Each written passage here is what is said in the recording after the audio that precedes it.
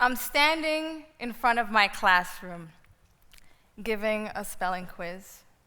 I ask them to clear off their desk, except for a pen or pencil, customary teacher instructions at a conventional school. I call out the first word, determination, determination. From the back of the classroom, I hear, DETERMINATION. Justin, please put your book away or you'll receive a 0. He ignores me. I decide to ignore him too. Class, the next word is grit. Grit. Grit. Justin, this is your second warning. Please close your book, put it away, or you'll receive a 0. At this point, Justin gets up from his seat and starts walking around the classroom, weaving through desks, bravado on display. He's the man, and I should know better.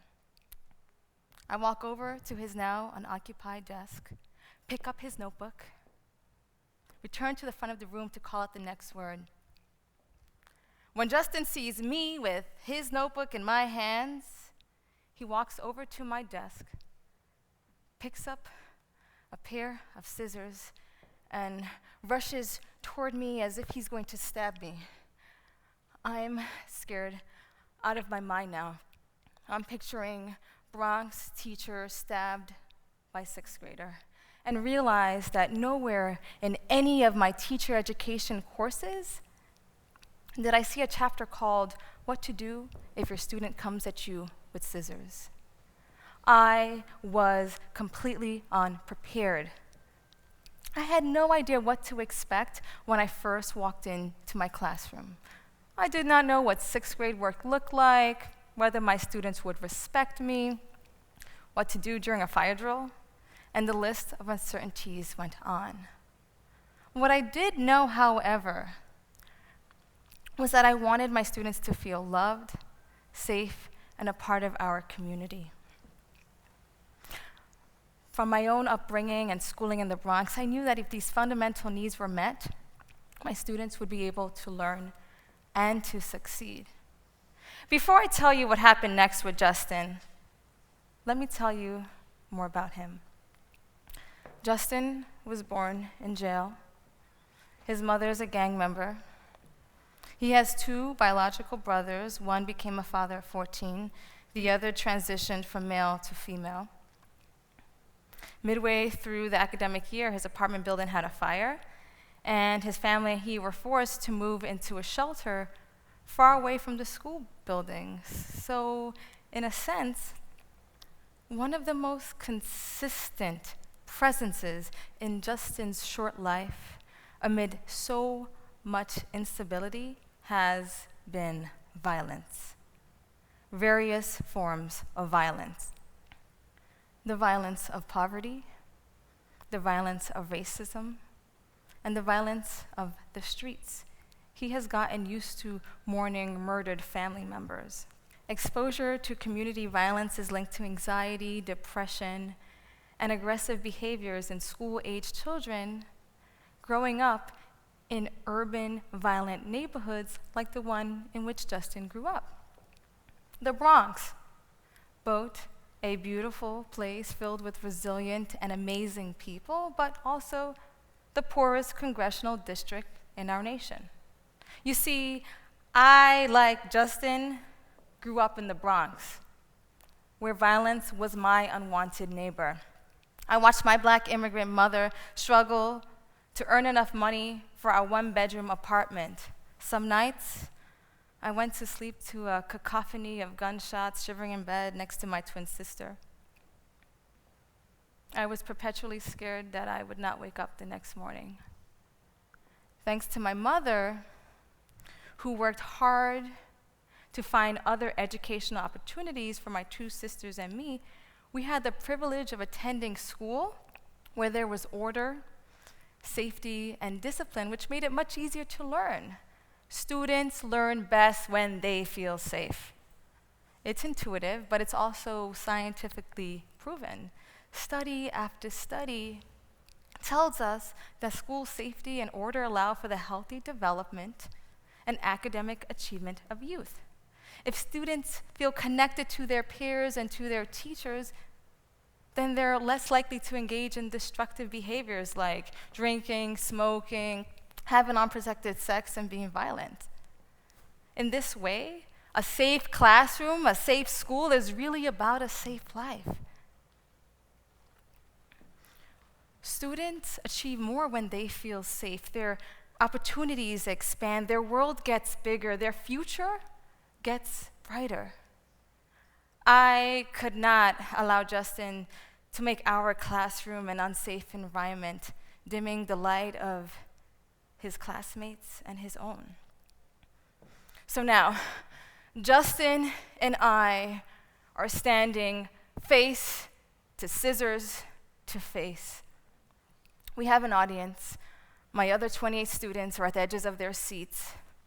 I put my Dena from the Bronx face on, look him in the eye, and say, Justin, I am not scared of you. You are too kind to do anything to harm me. You're going to sit down, return my scissors, and finish your quiz. Besides, the baddest person is the person who leaves the Bronx and comes back. Like magic, he returns my scissors and walks back to his desk. I was a first-year teacher with 3 years student teaching experience, but even that wasn't enough. The truth is, I didn't respond the way I did because of how I'd been trained. I responded the way I did because of who I am. A strong woman raised by a strong woman in the Bronx with fierce intuition and a deep passion for community. The majority of my colleagues came right out of college to teach at a wildly underfunded school. Many of them have never been to the Bronx before they show up to teach. Many of them have no idea what it feels like to be acutely unsafe. Sadly, in our nation, teachers with the least credentials and little experience teach at the neediest schools, disadvantaging already disadvantaged youth. How does that make sense? We want more for our students, right? We talk so much about educational disparities in our nation, but rarely do we address the most foundational disparity of all, whether a kid feels safe. We cannot afford having students avoid school because they're scared. And we cannot afford having the Justins of our education system feel like they do not deserve to learn. In my interaction with Justin, I made clear to him what my expectations were, but more important, I reminded him that he was kind. I did not make him a villain because he is not one. He is a kid calling for help in the only way he knows how. Changing the pervasive culture of violence in our communities, especially under-resourced communities, is not going to happen overnight, but we can start somewhere. As schools, we need skilled teachers who do not only have mastery of their content areas, but who can authentically engage students.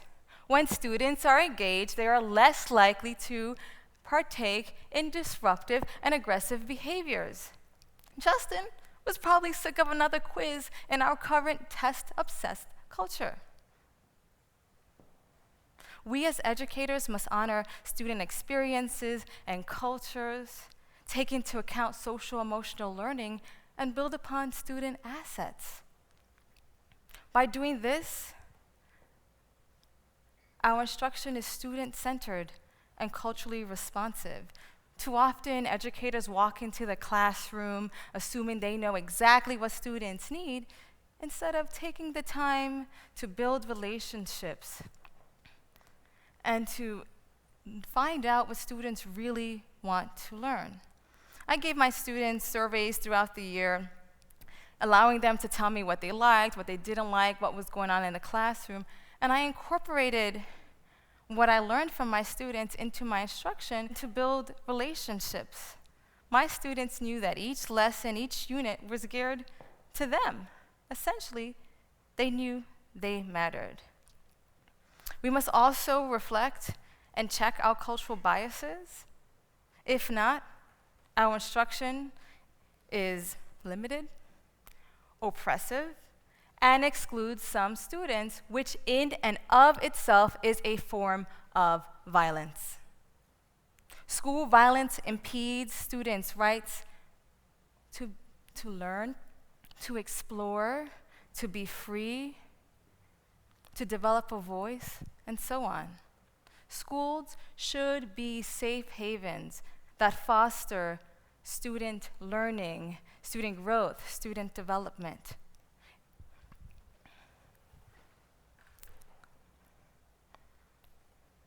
I went on to teach my students for 3 years in a row. I taught middle school, I taught math, reading, writing, etc. And I'm still in touch with my students 4 years today. We grew to be a loving and peaceful family. We came a long way from where we began, on edge by the scissor incident. When I first walked into my classroom, Justin was the first student I met. He's a part of who I am today. Based on other teachers' reactions and expectations of him, he was doomed for failure. I'm happy to report that he has started his senior year, and he is not a high school dropout. I did not allow that to happen, not on my watch. Thank you.